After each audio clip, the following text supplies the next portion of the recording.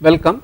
We are looking at the Allen-Kahn equation. So, let me write down the equation. Allen-Kahn equation says dou phi by dou t, that is the rate of change of the order parameter phi, which is a non-conserved variable, is given by some 2 kappa L del squared phi minus L dou f 0 by dou phi, where f 0 is equal to a phi squared into 1 minus phi whole square. Let us call dou f 0 by dou phi, which is 2 a phi into 1 minus phi into 1 minus 2 phi, to be some function g f phi. Okay. This equation can also be solved using finite difference technique.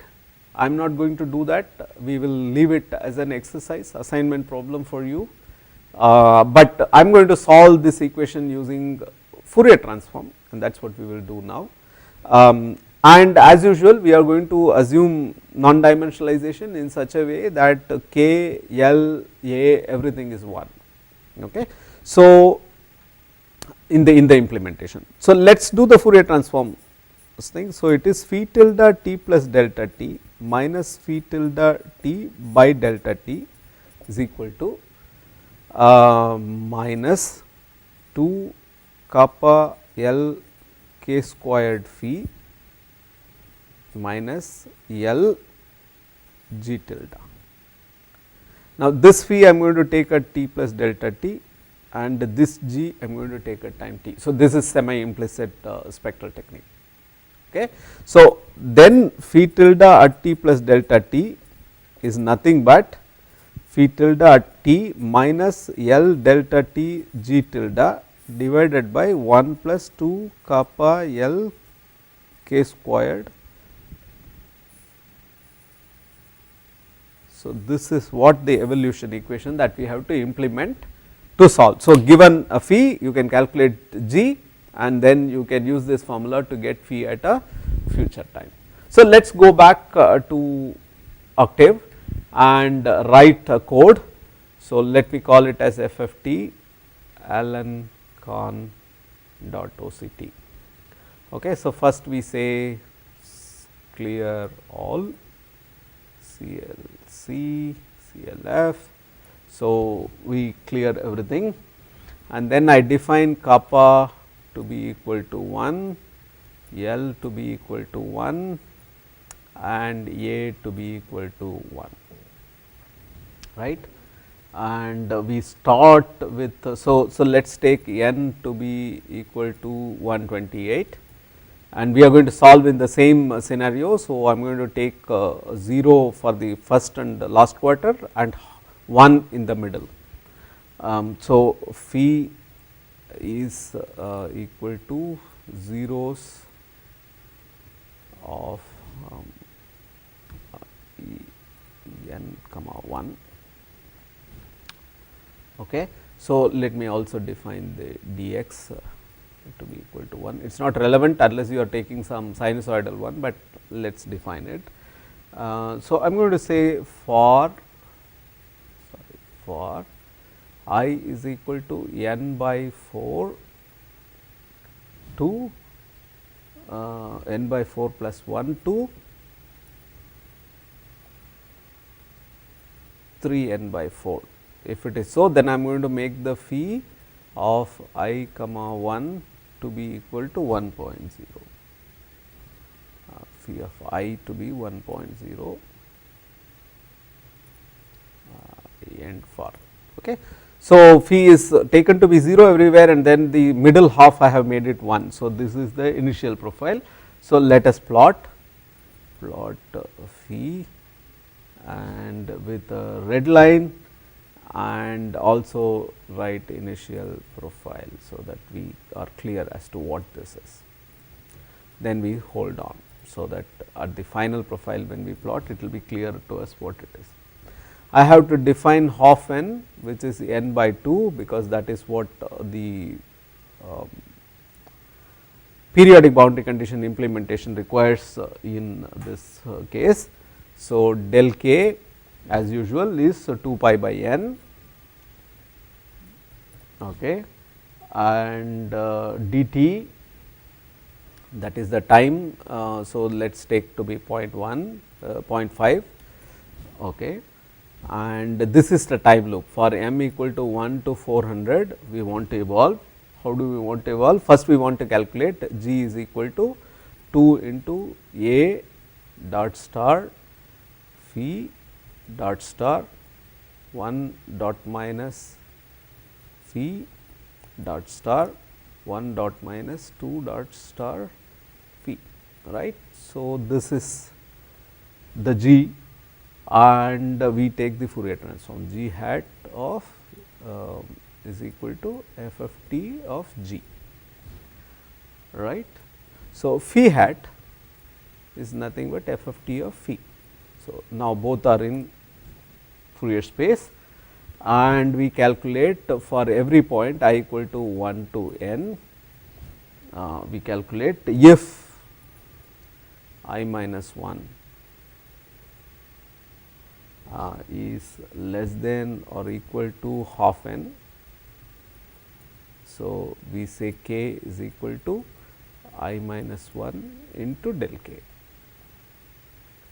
right, n def. If on the other hand, if I minus 1 is greater than half n, we take it to be I minus 1 minus n into del k. So, this basically makes sure that k lies between minus pi by 2 pi by a to plus pi by a. So, it is the first Brillouin zone. So, this is the periodic boundary condition. Okay.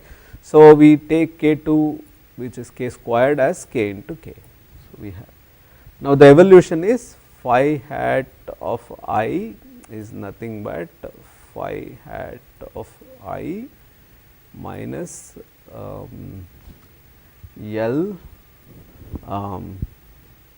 into dt into g hat of I. This whole thing should be divided by 1 plus 2 into kappa into L into dt 2 kappa L dt into k squared k 2, right. So, that is what we have. Okay. So, and end for so before end for, so we have to this is the for loop that is ending for I equal to 1 to n here. So, then we take the Fourier transform back, phi is equal to real of inverse first Fourier transform of phi hat. This step is important because now we want phi in real space before we go for the next step. So, that g can be calculated in real space, and so the evolution is over, then we want to plot phi, that is the final solution. Okay. So, this is the code which is very identical to what we wrote for the diffusion equation and the Korn-Hilliard equation. So, let us go and source this file and see what happens. Source FFT OCT. Okay, as you can see, the initial profile is taken to be this half is 1, and it forms a nice tan hyperbolic interface in the case of Allen-Korn equation also. Okay. So, Allen-Korn equation in 2D, if you try to solve the same problem, it is not stationary like this, this will move. So, in this case also you can show that the solution is tan hyperbolic, and in the case of moving solution it is tan hyperbolic of x minus v t, that is the velocity of this point if you take into account with time, then it will move with the same profile. So, basically this profile will shift to some other point, after some time. So, that is how the evolution of the Allen-Kohn equation solution looks like. Okay. So, this brings us to the end of this section. Allen-Kohn equation is fairly well known. It is also known as time dependent Ginzburg-Landau equation, because in the superconductivity literature, it was Ginzburg and Landau who wrote an equation which is very similar to this. It is also known as there is this computer scientist called Alan Turing, who wanted to understand the pattern formation on animals like zebras. So, he wrote a similar reaction diffusion equation for what he called as chemical morphogenesis. So, you will be able to look up Google for Turing and chemical morphogenesis, you can get his paper.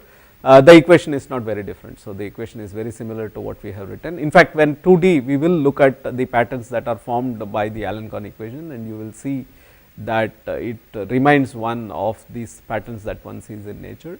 So, these equations are, even though we look at them from the material science metallurgy point of view, are more well known, more widely used equations. They are basically, I mean, from a mathematical or numerical implementation point of view, just diffusion equations, nonlinear diffusion equations, and in which way you introduce nonlinearity makes them Kohn-Allen or Allen-Kohn equations. And but from a physics point of view, they are very different. I mean, the constitutive laws and the conservation laws that goes into deriving these equations are very, very different.